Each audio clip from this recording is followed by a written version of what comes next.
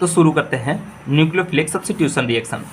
Nucleophilic substitution reaction का ये जो पार्ट है SN1 रिएक्शन बहुत ही इंपॉर्टेंट सेक्शन है। ये क्लास 12 का बेसिक है और बहुत इंपॉर्टेंट भी है।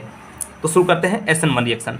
SN1 रिएक्शन में एक आरएल बॉन्ड है। आरएल बॉन्ड क्या है? अल्काइल और हैलाइड बॉन्ड है। अच्छा, अल्काइल और हैलाइड बॉन्ड है तो ये अल्काइल और हैलाइड बॉन्ड जब न्यूक्लियोफाइल को देखता है, जब ये अल्काइल और हैलाइड बॉन्ड न्यूक्लियोफाइल को देखता है तो ये लिविंग ग्रुप क्या करता है? सिग्मा बॉन्ड को तोड़ करके बाहर निकल जाता है। ये लिविंग ग्रुप क्या करता है? सिग्मा बॉन्ड को तोड़ करके बाहर निकल जाता है। और जब सिग्मा बॉन्ड टूटता है तो 2 इलेक्ट्रॉन बाहर जाते हैं। जब सिग्मा बॉन्ड टूटता है तो 2 इलेक्ट्रॉन बाहर जाते हैं। एक इस लिविंग ग्रुप का इलेक्ट्रॉन बाहर जाता है, दूसरा इस अल्काइल ग्रुप का इलेक्ट्रॉन बाहर जाता है। अच्छा ठीक है, जब ये दोनों इलेक्ट्रॉन बाहर चले जाते हैं तो अल्काइल ग्रुप जो है कार्बोकेटायन की तरफ फॉर्म हो जाता है। अल्काइल ग्रुप किसकी तरफ फॉर्म हो जाता है? कार्बोकेटायन की तरफ फॉर्म हो जाता है। देखते हैं फर्स्ट आरएल बॉन्ड ब्रेक्स। पहले आरएल बॉन्ड टूट जाता है, then leaving groups will leave after taking electron from the sigma bond. जब आरएल बॉन्ड टूट जाता है तो लिविंग ग्रुप सिग्मा बॉन्ड में से अपने 2 इलेक्ट्रॉन, एक अपना इलेक्ट्रॉन और एक अल्काइल ग्रुप का इलेक्ट्रॉन लेकर के बाहर चला जाता है। ये आरएल बॉन्ड था। जब ये आरएल बॉन्ड का ये सिग्मा बॉन्ड टूटा तो आर जो है अल्काइल जो है कार्बोकेटायन बन गया। क्या बन गया? कार्बोकेटायन बन गया। उसके बाद क्या होता है? जैसे ही ये कार्बोकेटायन बनता है न्यूक्लियोफाइल इसको देखता रहता है। न्यूक्लियोफाइल देखता रहता है और आ करके इस अल्काइल ग्रुप के साथ जुड़ जाता है। क्या हुआ? पहले सबसे पहले आरएल बॉन्ड टूटा। सबसे पहले आरएल बॉन्ड टूटा। आरएल बॉन्ड टूटा तो अल्काइल ग्रुप जो है कार्बोकेटायन की तरफ फॉर्म हो गया। कार्बोकेटायन की तरफ फॉर्म हो गया। अब जैसे ही ये कार्बोकेटायन की तरफ फॉर्म हो गया, दूसरे स्टेप में न्यूक्लियोफाइल आता है और इस अल्काइल ग्रुप के साथ आकर के जुड़ जाता है। न्यूक्लियोफाइल आता है और इस अल्काइल ग्रुप के साथ आकर के जुड़ जाता है। इस SN1 रिएक्शन में जो न्यूक्लियोफाइल है एक विलेन की तरह रोल प्ले कर रहा है। देखो, जब ये आरएल बॉन्ड था चुपके से आया और बगल में खड़ा हो गया। जैसा ही खड़ा होता है लिविंग ग्रुप उसको देख के डर जाता है। जैसे ही वो खड़ा होता है लिविंग ग्रुप उसको देख के डर जाता है और लिविंग ग्रुप क्या करता है? इस अल्काइल के साथ जो बंधन बनाया हुआ होता है उसको तोड़ देता है। और जब इस बंधन को तोड़ता है तो इस कार्बोकेटायन के ऊपर पॉजिटिव चार्ज आ जाता है और इसी को हम कार्बोकेटायन बोलते हैं।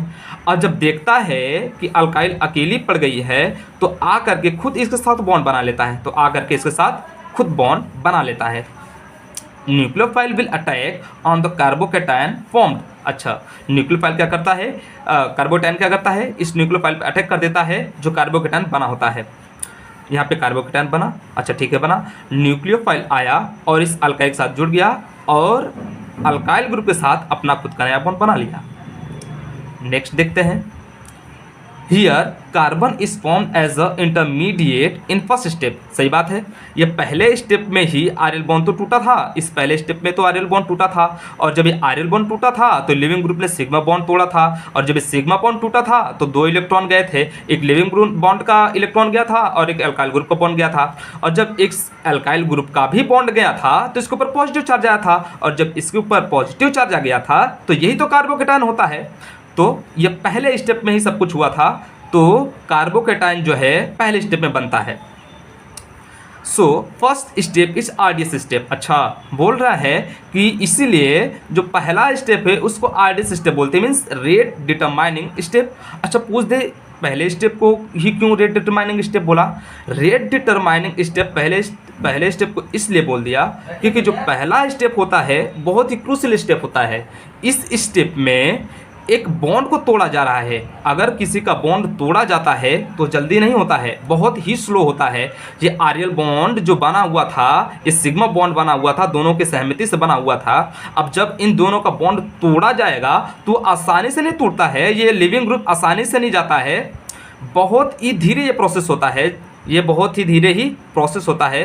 तो ये स्टेप स्लो होने के कारण इसको हम रेट डिटरमाइनिंग स्टेप बोल देते हैं। इसको रेट डिटरमाइनिंग स्टेप क्यों बोलते हैं? क्योंकि ये बहुत ही स्लो प्रोसेस है, इसके लिए हम इसको रेट डिटरमाइनिंग स्टेप बोल देते हैं। अच्छा, कोई पूछे अच्छा इसका रेट लिख करके दिखाओ, रेट कैसे लिखेंगे? अच्छा, रेट केमिकल काइनेटिक्स में हमने पढ़ा है और केमिकल इक्विलिब्रियम में भी पढ़ा था थोड़ा सा। अच्छा, देखते हैं कैसे लिखते हैं। रेट इज इक्वल टू यहाँ पे के क्या है? कांस्टेंट है। के क्या है? कांस्टेंट है। और ये आर एल क्या है, यही तो अल्काइल और लिविंग ग्रुप का रिएक्शन था। ये आर एल क्या है, ये आर एल क्या है, अल्काइल और लिविंग ग्रुप का रिएक्शन था। अच्छा तो फिर ये वन क्या है, ये यूनिमोलिकुलर है। आर एल का कोफिशिएंट 1 था तो कोफिशिएंट को ही तो स्क्वायर के ऊपर, स्क्वायर ब्रैकेट के ऊपर लिखते हैं, तो रेट लिखेंगे R इक्वल टू के square bracket R L two the power 1। अच्छा इसको ऑर्डर ऑफ रिएक्शन क्या हो गया, 1 है, कोफिशिएंट 1 है तो इसका ऑर्डर ऑफ द रिएक्शन 1 हो गया। अच्छा इसीलिए तो इससे हम SN1 रिएक्शन बोलते हैं। अच्छा SN1 रिएक्शन क्यों बोल दिया, पहली बात SN1 क्योंकि ये सब्स्टिट्यूशन रिएक्शन है, 1 ये यूनिमोलिकुलर है इसके लिए 1 बोल दिया, सब्स्टिट्यूशन रिएक्शन फर्स्ट। अब इन सभी प्रोसेस को जो हमने पीछे पढ़ा है उसको हम एक एग्जांपल से कर लेते हैं। देखिए ये जो अल्काइल ग्रुप है, ये 3 डिग्री का जो कार्बन है इसके साथ एक हैलाइड जुड़ा हुआ है जिसका नाम है क्लोरीन। अच्छा ठीक है, क्लोरीन जुड़ा हुआ है, तो जब ये क्लोरीन क्या करेगा, न्यूक्लियोफाइल को देखेगा। न्यूक्लियोफाइल यहाँ पे क्या है, H2O से क्या न्यूक्लियोफाइल बनेगा, OH माइनस बनेगा। तो जब क्लोरीन इस OH- को देखेगा तो अपना सिग्मा बॉन्ड इसके साथ तोड़ लेगा और तोड़ करके निकल जाएगा। और जैसे ही ये यहाँ से टूट करके निकलेगा, यहाँ पे न्यूक्लियोफाइल OH- देखता रहता है, और देखते ही देखते जैसे ही न्यूक्लियोफाइल छोड़कर यहाँ से निकलता है कार्बन को, ये आकर वहाँ पे चिपक जाता है और अपना प्रोडक्ट बना लेता है। इन पूरे प्रोसेस का हम मैकेनिज्म देख लेते हैं।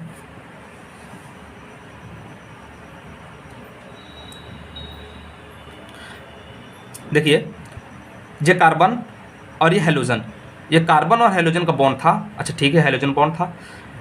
जब ये हेलोजन न्यूक्लियोफाइल को देखता है, इस OH- H2O से निकलता है OH-, इस OH- को जब ये न्यूक्लियोफाइल देखता है, जब ये OH- को न्यूक्लियोफाइल देखता है तो क्या करता है, कार्बन के साथ जो अपना सिग्मा बॉन्ड बनाया होता है उसे तोड़ लेता है। अच्छा सिग्मा बॉन्ड तोड़ लेता है। सिग्मा बॉन्ड जब तोड़ता है तो ये 2 इलेक्ट्रॉन लेकर के जाता है, ये अपना खुद का एक इलेक्ट्रॉन और एक इस कार्बन का इलेक्ट्रॉन।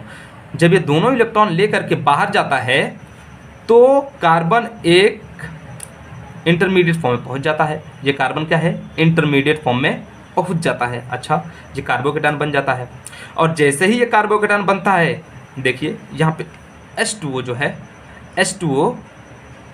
H2O उसको देखता रहता है और H2O यहाँ पर आकर के इसके साथ चिपक जाता है।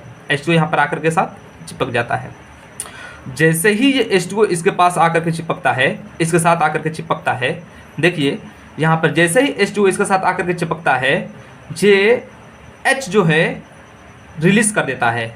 H2 क्या करता है, जैसे ही इस कार्बन के साथ आकर के चिपकता है, अपना एक H रिलीज कर देता है और एक स्टेबल प्रोडक्ट कार्बन के साथ बना लेता है। शुरू से पूरा प्रोसेस देखते हैं। सबसे पहले ये जो क्लोरीन था, क्लोरीन ने इस OH- न्यूक्लियोफाइल को देखा। जैसे ही इस OH- न्यूक्लियोफाइल को देखा, अपना सिग्मा बॉन्ड जो है अल्काइल ग्रुप के साथ जो था उसके साथ तोड़ लिया। अच्छा तोड़ लिया, जैसे ही तोड़ता है इसके पास कार्बोकेटायन जनरेट हो जाता है। अच्छा कार्बोकेटायन जनरेट होता है, जैसे ही कार्बोकेटायन जनरेट होता है तो H2O जो न्यूक्लियोफाइल है इसके ऊपर अटैक मार देता है। अच्छा H2O जो है इसके ऊपर जैसे ही अटैक मार देता है, अटैक मारने के बाद अपना एक स्टेबल प्रोडक्ट बनाने के लिए, अपने वैलेंसी पूरी रखने के लिए ये क्या करता है, अपना एक H को रिलीज कर देता है, अपने एक इस H को रिलीज कर देता है।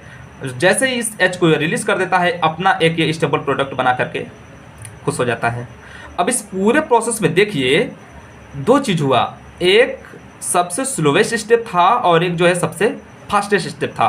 स्लोवेस्ट स्टेप कब था, जो सबसे पहला स्टेप था सिग्मा बॉन्ड का तोड़ना, वही जो है सबसे स्लोवेस्ट स्टेप था। पहले बताया था स्लोवेस्ट स्टेप इसलिए क्योंकि किसी 2 के बीच का जब बॉन्ड टूटता है तो आसानी से नहीं टूटता है, वो जल्दी से नहीं टूटता है, क्योंकि जब भी ये बॉन्ड टूटेगा दोनों अनस्टेबल हो जाएंगे। तो जब भी ये बॉन्ड टूटता है तो दोनों के दोनों अनस्टेबल होते हैं, इसलिए प्रोसेस स्लोवेस्ट स्टेप है। अच्छा ये वाला स्टेप फास्टेस्ट स्टेप क्यों हुआ, इसलिए देखिए यहाँ पे ये जो कार्बन था इसके पास इलेक्ट्रॉन की कमी है, इसके पास इलेक्ट्रॉन की कमी है, और जो OH- है इसके पास इलेक्ट्रॉन जो है भर भर के है, इसके पास इलेक्ट्रॉन भर भर के है। तो इसको इलेक्ट्रॉन चाहिए और इसको इलेक्ट्रॉन देना है, इसके पास नेगेटिव है, इसके पास पॉजिटिव है, तो नेगेटिव पॉजिटिव आपस में अट्रैक्ट होंगे और इसके पास इलेक्ट्रॉन मिल जाएगा। इसके लिए ये प्रोसेस जो है फास्ट होता है। और जैसे ही ये OH- इसके साथ आकर के जुड़ता है एक स्टेबल प्रोडक्ट बन करके तैयार हो जाता है। चलिए इस SN1 रिएक्शन की कुछ कैरेक्टरिस्टिक पढ़ लेते हैं। ये जितने भी कैरेक्टरिस्टिक हैं बहुत इंपॉर्टेंट हैं। ये सातों के सातों अगर कैरेक्टरिस्टिक आपको आती हैं तो आप कोई भी क्वेश्चन कर सकते हैं, चाहे वो नीट का हो, चाहे वो IIT का हो, या फिर चाहे वो बोर्ड का हो। बहुत ही इंपॉर्टेंट है, ध्यान से देखिएगा। सबसे पहले इसका पहला कैरेक्टरिस्टिक है रेट। पहले ही बताया था रेट। इसमें के जो है रिएक्शन कांस्टेंट है। ये RX क्या है, अल्काइल हैलाइड रिएक्शन है। 1 क्या है, ये कोफिशिएंट ऑफ RX का था, ये यूनिमोलिकुलर है, ठीक बात। दूसरा क्या है, दूसरा जो है leaving group, fluorine, chlorine, bromine, iodine. जैसे ही ग्रुप में हम ऊपर से नीचे आते हैं वैसे ही फ्लोरीन, क्लोरीन, ब्रोमीन, आयोडीन में जैसे हम ऊपर से नीचे आते हैं वैसे ही लिविंग ग्रुप की टेंडेंसी इसमें बढ़ जाती है। मतलब I सबसे बेस्ट लिविंग ग्रुप है, उसके बाद क्या है Br, उससे कम लिविंग ग्रुप है, उससे कम Cl है, और सबसे कम F है। मीन्स कंपेरिजन किया जाए लिविंग ग्रुप की तो सबसे अच्छा लिविंग ग्रुप कौन है, आयोडीन है, फिर क्या है ब्रोमीन है, फिर क्या है क्लोरीन है, फिर क्या है फ्लोरीन है। तीसरा स्टेप देखते हैं, सबसे मोस्ट और इम्पोर्टेंट स्टेप है। In this reaction carbocation is formed as a intermediate. इस पूरे रिएक्शन में कार्बोकेटायन क्या है, एक इंटरमीडिएट की तरह बनता है, एक बीज का काम बनता है। अच्छा ठीक है। So whenever stability of carbocation is increases then rearrangement of the carbocation is possible. सही बात है। इस पूरे रिएक्शन में जब भी कार्बोकेटायन बनेगा वो एक इंटरमीडिएट के फॉर्म में बनेगा, एकदम करेक्ट है। जब वो इंटरमीडिएट के फॉर्म में बनेगा तो इसमें रीअरेंजमेंट भी हो सकता है। ये कार्बोकेटायन उधर शिफ्ट हो जाएगा जहाँ पर स्टेबिलिटी ऑफ कार्बोकेटायन को मिल रही होगी। स्टेबिलिटी कहाँ मिलती है ज़्यादा, जहाँ पे अल्फा हाइड्रोजन ज़्यादा होंगे, जहाँ पर प्लस H ग्रुप ज़्यादा होंगे, जहाँ पे प्लस I ग्रुप ज़्यादा होंगे, वैसे जगह पे ये जा करके वहाँ पे शिफ्ट हो जाता है। अच्छा अगला देखते हैं, reaction proceed at the low temperature. अच्छा SN1 रिएक्शन को होने के लिए रिएक्शन जो है SN1 रिएक्शन को होने के लिए जो टेम्परेचर जो है स्लो होना चाहिए। सही बात है। Polar protic solvent are use during this reaction.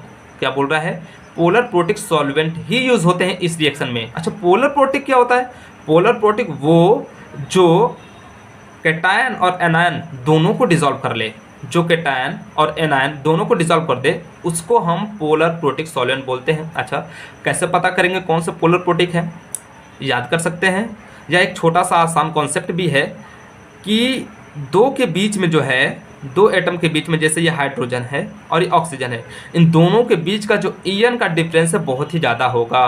Polar protic solvent के बीच का जो ईएन डिफरेंस होता है बहुत ज़्यादा होता है। तो ध्यान रखेंगे CH3OH, H2O, CH3SH और फिनाइल से जुड़ा हुआ ये OH, इन सभी में जो है पोलर प्रोटिक सॉल्वेंट की कैरेक्टरिस्टिक है। अच्छा वीक न्यूक्लियोफाइल आर यूज्ड। अच्छा वीक न्यूक्लियोफाइल क्यों यूज किया है, वीक न्यूक्लियोफाइल इसके लिए भाई पहले ही रिएक्शन में बताया था कि जो न्यूक्लियोफाइल है इसमें विलेन की तरह यूज़ करता है। अच्छा ठीक है, विलेन की तरह यूज़ करता है तो वीक विलेन क्यों ले रहे हो, तो वीक विलेन इसलिए ले रहे हैं, सोचो अगर विलेन को तगड़ा लेंगे तो इंतजार थोड़ी करेगा लिविंग ग्रुप को जाने का।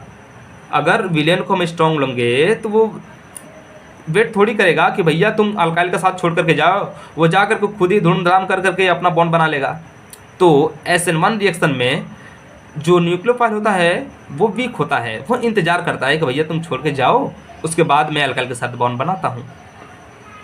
ये कुछ हैं, ये कुछ कंपाउंड है जो SN1 रिएक्शन नहीं देते हैं, उनको हम ध्यान में रखेंगे।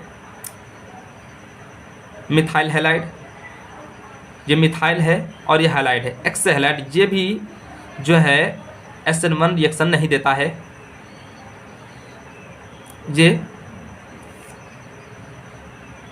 ये इथाइल हैलाइड, ये भी जो है SN रिएक्शन नहीं देता है।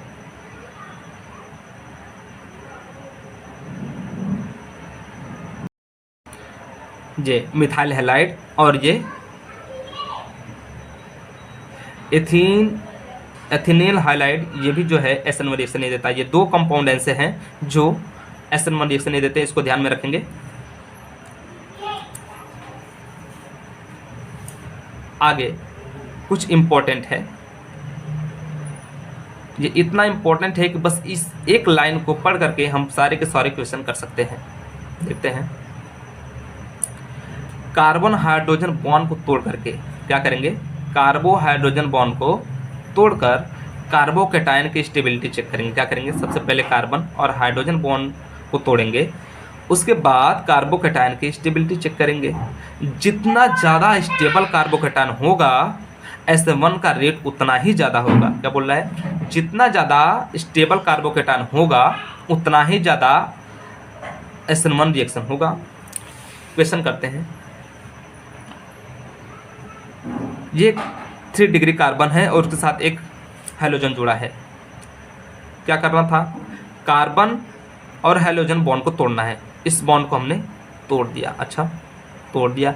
जब इस बॉन्ड को तोड़ेंगे तो इस बीच वाले कार्बन के ऊपर कार्बोकेटायन आएगा। अच्छा, इस बीच वाले कार्बोकेटायन के ऊपर आएगा तो देखते हैं इसके ऊपर कितना अल्फा हाइड्रोजन है, 3 3 6 3 3 9। अच्छा, अल्फा हाइड्रोजन कैसे चेक करते हैं, sp2 कार्बन से डायरेक्टली अटैच sp3 कार्बन पे जितने हाइड्रोजन होते हैं उसको हम अल्फा हाइड्रोजन बोलते हैं। एक बार फिर से, sp2 कार्बन से डायरेक्टली अटैच sp3 कार्बन पे जितने हाइड्रोजन होते हैं उसी को हम अल्फा हाइड्रोजन बोलते हैं। इसके पास जो है 3 3 6 3 3 9 टोटल कितने 9 अल्फा हाइड्रोजन हैं इसके पास। देखते हैं, इस बॉन्ड को तोड़ेंगे। इस बॉन्ड को जब तोड़ेंगे इसके ऊपर पॉजिटिव चार्ज आएगा। ये sp2 हो गया, ये sp2 हो गया। ये sp2 से डायरेक्टली अटैच sp3 कार्बन, ये भी sp3 है, ये भी sp3 है। अच्छा, sp2 से डायरेक्टली अटैच sp3 कार्बन पे जितने हाइड्रोजन होंगे उतने अल्फा हाइड्रोजन होंगे। तो इस पे 3 हाइड्रोजन और इस पे 3 हाइड्रोजन, टोटल 6 अल्फा हाइड्रोजन। अच्छा, इसके पास अल्फा हाइड्रोजन कितने हैं, 6 हैं। इसमें देखते हैं, इस कार्बन और हाइड्रोजन बॉन्ड को तोड़ेंगे। जैसे ही तोड़ेंगे इसके ऊपर पॉजिटिव चार्ज आएगा, इसके ऊपर पॉजिटिव चार्ज आएगा तो इसके पास देखते हैं ये sp2 बन जाएगा। और जैसे ये sp2 होगा तो देखेंगे sp2 से डायरेक्टली अटैच sp3 कार्बन। अच्छा, ये sp2 से डायरेक्टली अटैच sp3 कार्बन है और इसके पास sp3 कार्बन पे कितने हाइड्रोजन है, 3। तो इसके पास अल्फा हाइड्रोजन कितने हैं, 3। पहले वाले में अल्फा हाइड्रोजन 9 थे, दूसरे वाले में अल्फा हाइड्रोजन 6 हैं, तीसरे वाले में अल्फा हाइड्रोजन 3 है। तो इसमें स्टेबिलिटी ऑफ कार्बोकेटायन देखा जाए, स्टेबिलिटी अब कार्बोकेटायन देखा जाए तो सबसे ज़्यादा स्टेबल कौन सा है, ए है, फिर कौन सा है, बी है, फिर कौन सा है, सी है। अच्छा, तो स्टेबिलिटी ऑफ SN1 कंपेरिजन कीजिए तो जितना ज़्यादा स्टेबल कार्बोकेटायन उतना ही ज़्यादा SN1 रिएक्शन होगा। तो इसमें भी ए का सबसे ज़्यादा SN1 रिएक्शन, फिर बी का सबसे ज़्यादा SN1 रिएक्शन, फिर सी का। दूसरे क्वेश्चन पे आते हैं। एक बेंजीन है, उस पर एक मिथाइल जुड़ा हुआ है और एक क्लोरीन है। सबसे पहले क्या करेंगे, कार्बन और हाइड्रोजन बॉन्ड को तोड़ेंगे। भैया तोड़ दिया। जैसे ही कार्बन हाइड्रोजन बॉन्ड तोड़ेंगे इसके ऊपर पॉजिटिव चार्ज आएगा। अच्छा, इसके ऊपर पॉजिटिव चार्ज आएगा। पॉजिटिव चार्ज आ गया तो क्या करें, देखते हैं। जब ये पॉजिटिव चार्ज आ जाएगा तो ये पॉजिटिव चार्ज इस बेंजीन के साथ जो है रेजोनेंस करने लगेगा। क्या करने लगेगा, रेजोनेंस करने लगेगा। क्या करने लगेगा, रेजोनेंस करने लगेगा। अच्छा, यहाँ पे रिजो हो रहा है। हाँ, रिजो हो रहा है, रिजो। यहाँ पे देखते हैं, कार्बन और हाइड्रोजन बॉन्ड को तोड़ दिया। जैसे ही कार्बन हाइड्रोजन बॉन्ड को तोड़ा इसके ऊपर पॉजिटिव चार्ज आ गया। अच्छा, पॉजिटिव चार्ज आ गया। अच्छा, पॉजिटिव चार्ज आ गया तो अब क्या करें। अच्छा, पॉजिटिव चार्ज आ गया तो अब देखते हैं कि यहाँ पे क्या होता है। यहाँ पे भी रिजो हो रहा है, यहाँ पे भी रिजो हो रहा है। एक यहाँ पे और एक यहाँ पे, एक यहाँ पे बेंजाइल ग्रुप जुड़ा हुआ है और एक यहाँ पे बेंजाइल ग्रुप जो मतलब दो जगह रिजो हो रहा था। यहाँ पे कितने जगह रिजो हो रहा था, एक। यहाँ पे कितने ज़्यादा, 2। तो यहाँ पे हो जाएगा मोर, यहाँ पे हो जाएगा मोर रिजो। अच्छा, तीसरे वाले में देखते हैं। यहाँ पे 3 बेंजाइल ग्रुप जुड़े हुए हैं इस कार्बन के साथ। कितने, 3।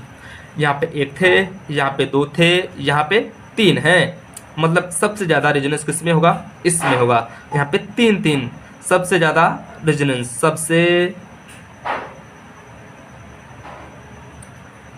सबसे ज़्यादा रिजो। अच्छा, तो कार्बोकेटायन की स्टेबिलिटी देखते हैं। कार्बोकैटायन की स्टेबिलिटी जो है सबसे ज़्यादा सी की होगी। अच्छा, फिर किसकी? बी की। अच्छा, फिर किसकी? ए की। तो SN1 का रेट बताते हैं। SN1 का रिएक्शन सबसे ज़्यादा किस में होगा? सबसे ज़्यादा सी में होगा। अच्छा, फिर बी में, फिर ए में। अच्छा, ये सबसे इंपॉर्टेंट क्वेश्चन है, इसको थोड़ा ध्यान से देखेंगे। बेंजीन ग्रुप है। अच्छा ठीक है, इसको देख करके तो हमें एक ही चाहिए था, बेंजीन। उस पर क्या है? मिथाइल जुड़ा हुआ है, फिर ये हेलोजन है, फिर ये OCH3 है। अच्छा, तो फिर क्या करें? हमने सीखा था सबसे पहले कार्बन और हेलोजन बॉन्ड को तोड़ेंगे। कार्बन और हेलोजन बॉन्ड को तोड़ दिया, जैसे तोड़ दिया है इसके ऊपर पॉजिटिव चार्ज आ गया। अच्छा, पॉजिटिव चार्ज आ गया तो देखते हैं यहाँ पे OCH3 ये क्या है? ये प्लस M ग्रुप है। क्या है? प्लस M ग्रुप है। प्लस M ग्रुप क्या करेगा? इस प्लस CH2 को जो है इलेक्ट्रॉन देगा। क्या करेगा? प्लस M ग्रुप करता ही क्या है? इलेक्ट्रॉन ही तो देता है।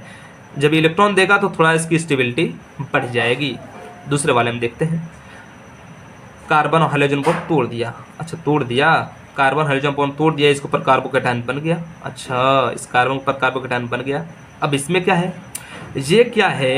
ये कार्बोकैटायन बन गया तो इसके पास अल्फा हाइड्रोजन है। अच्छा, अल्फा हाइड्रोजन तो मैं दिख नहीं रहा है। अल्फा हाइड्रोजन कैसे देखते हैं? ये देखिए पाई बॉन्ड है, मतलब ये क्या है? sp2 है। क्या है?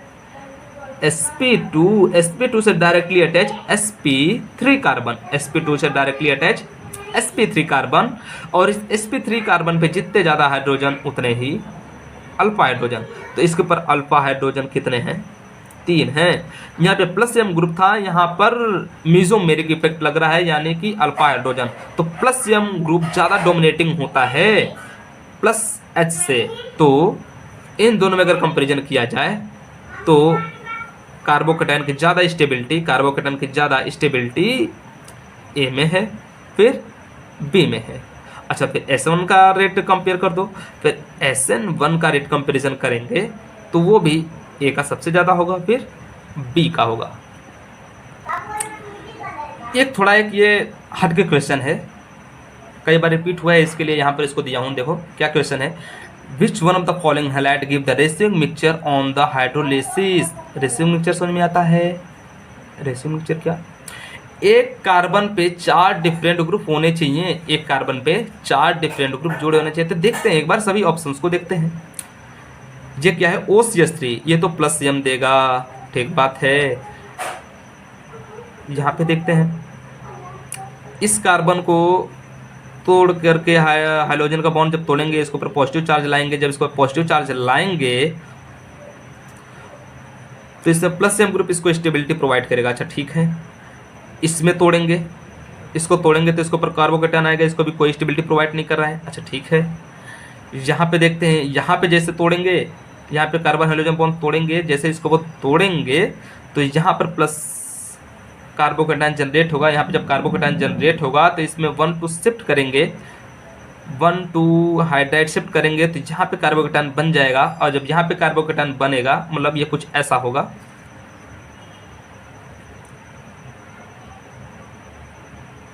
यहाँ पे पॉजिटिव चार्ज आएगा और यहाँ पे कार्बन के साथ ये क्या है? D था, ये क्या है? Cl था। और यहाँ पर जो है, यहाँ पर आकर के एक न्यूक्लियोफाइल अटैच हो जाएगा। हाइड्रोजन था, यहाँ पर एक आकर न्यूक्लियोफाइल अटैच हो जाएगा। तो देखिए, ये वाला जो ग्रुप था, इस पे 4 डिफरेंट ग्रुप लगे हुए हैं, 4 डिफरेंट ग्रुप। इसमें तो सिर्फ 2 थे, इसमें 2 सेम ग्रुप थे, एक हाइड्रोजन था, एक और हाइड्रोजन था। तो ये तो रेसिंग मिक्सचर नहीं देगा। दूसरे में देखते हैं, इस पे भी, इस कार्बन पे 2 सेम थे, 2 हाइड्रोजन सेम, ये भी रेसिंग मिक्सचर नहीं देगा। इसमें देखते हैं, इसमें एक कार्बन पे 4 डिफरेंट अलग ग्रुप जुड़े हुए थे। एक कार्बन पे देखिए कैसा था, ये ऐसा,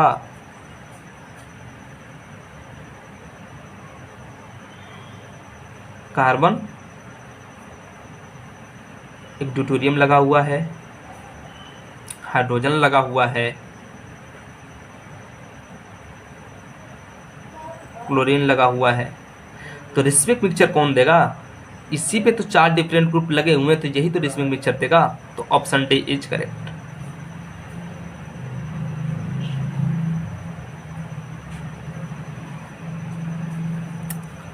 अगला क्वेश्चन देखते हैं। ये क्वेश्चन कर दिया तो पूरा SN1 रिएक्शन खत्म। Give the correct product of the following reaction. Reaction क्या है, ये मैंने एक कंपोनेंट दिया हुआ है, मैंने एक ये कंपाउंड दिया हुआ है।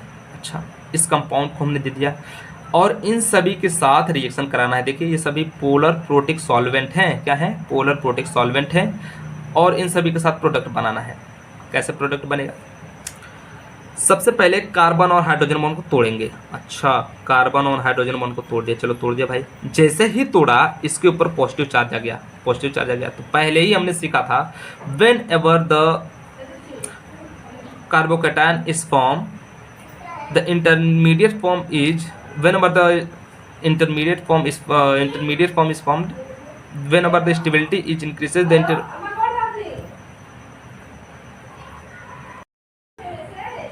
तो क्वेश्चन करते हैं, बहुत इंपॉर्टेंट क्वेश्चन है। बस इसी क्वेश्चन को कर दिया तो समझ लीजिए आपको SN1 रिएक्शन आ गया। क्या है, give the correct product of the following reaction. इस कंपोनेंट का हमें, इस कंपाउंड का हमें करेक्ट प्रोडक्ट देना है। अच्छा, सबसे पहले हमने सीखा था कार्बन और हाइड्रोजन बॉन्ड को तोड़ेंगे। कार्बन और हाइड्रोजन बॉन्ड को तोड़ दिया। जैसे तोड़ा इस कार्बन पर पॉजिटिव चार्ज आ गया, ये कार्बोकैटायन बन गया। तो हमने पहले ही सीखा था जहाँ पर भी कार्बोकैटायन बनेगा अगर रीअरेंजमेंट कराने पर उसकी स्टेबिलिटी बढ़ती है तो वहाँ पे हम उसको रीअरेंजमेंट करेंगे। तो देखते हैं यहाँ पे जब था तो ये sp2 से डायरेक्टली अटैच sp3 कार्बन, ये sp3 कार्बन है, ये भी sp3 कार्बन है। अल्फा हाइड्रोजन कितने हैं, यहाँ पे 3 और यहाँ पर एक 4, टोटल अल्फा हाइड्रोजन 4। अच्छा ठीक है, अगर हम इसको यहाँ पर ला करके देखें तो अल्फा हाइड्रोजन हमारे पास कितना होता है, देखते हैं। यहाँ पर हमने यहाँ से इसको शिफ्ट किया, यहाँ से इस कार्बोकैटायन को यहाँ पर हमने शिफ्ट किया तो यहाँ पे कार्बोकैटायन आ गया। यहाँ से अल्फा हाइड्रोजन चेक करते हैं, sp2 से directly attach sp3 carbon, sp3 carbon कितने हैं, 3 हैं। अच्छा ये भी है। अल्फा हाइड्रोजन कितना होगा, sp2 से डायरेक्टली अटैच sp3 कार्बन पे जितने हाइड्रोजन होंगे उसी को हम अल्फा हाइड्रोजन बोलेंगे। तो गिनते हैं, इस पे 3 हाइड्रोजन, 3 6 और ये 2 8, टोटल अल्फा हाइड्रोजन 8। तो इससे ज़्यादा स्टेबल यहाँ है, इससे ज़्यादा स्टेबल यहाँ पे अल्फा हाइड्रोजन कितना था, यहाँ पर अल्फा हाइड्रोजन sp2 से, ये क्या है sp2 था। अच्छा ठीक है, sp2 से डायरेक्टली अटैच कितना थे sp3, ये sp3 अल्फा हाइड्रोजन कितने थे, 3 और ये 4, टोटल अल्फा हाइड्रोजन 4। यहाँ पे अल्फा हाइड्रोजन 4 थे और यहाँ पे अल्फा हाइड्रोजन 8 हैं। मतलब रीअरेंजमेंट कराने पर स्टेबिलिटी बढ़ती है। तो जब रीअरेंजमेंट कराते तो स्टेबिलिटी बढ़ रही है, तो जब स्टेबिलिटी बढ़ रही है तो हम इसको इस तरह से रीअरेंज कर करके हम रिएक्शन कराएंगे। अब इसके साथ हम इसका रिएक्शन कराते हैं, इन सब का। देखिए H2O है, E2OH है और PHOH है, पोलर प्रोटिक सॉल्वेंट है और इन्हें देख करके हमें समझ में आ जाता है कि ये SN1 रिएक्शन है। अच्छा कैसे बनेंगे, H2O का जब हम न्यूक्लियोफाइल बनाएंगे तो कैसा बनेगा, OH माइनस, कैसा बनेगा OH माइनस, इसका क्या बनेगा ETO नेगेटिव, इसका बनेगा PHO माइनस, कितना हो गया 3। अब सबका रिएक्शन कराते हैं। तो अब इस करना क्या है, जहाँ पे कार्बोकैटायन बना है ये वहाँ पर ला करके ये OH को लाकर न्यूक्लियोफाइल को लगा दो। यहाँ पे OH को लगा दिया, प्रोडक्ट बन गया। इसमें ET को ला करके लगा दो, ET को ला करके यहाँ पे लगा दिया, प्रोडक्ट बन गया। यहाँ पे PO को ला कर लगा दो, यहाँ पे PO को ला कर लगा दिया और ये प्रोडक्ट बन गया। ये एक क्वेश्चन मैं आप लोगों के लिए छोड़ देता हूँ, करेक्ट आंसर करके कमेंट बॉक्स में लिख दीजिएगा। सॉरी ये क्या है, ऐसा ही है, इसको करके दिखाइए। अगर समझ में आता है तो करके आप इसको कमेंट में बता सकते हैं, अगर नहीं आएगा तो कमेंट में आप मुझसे आंसर पूछ भी सकते हैं। Thank you.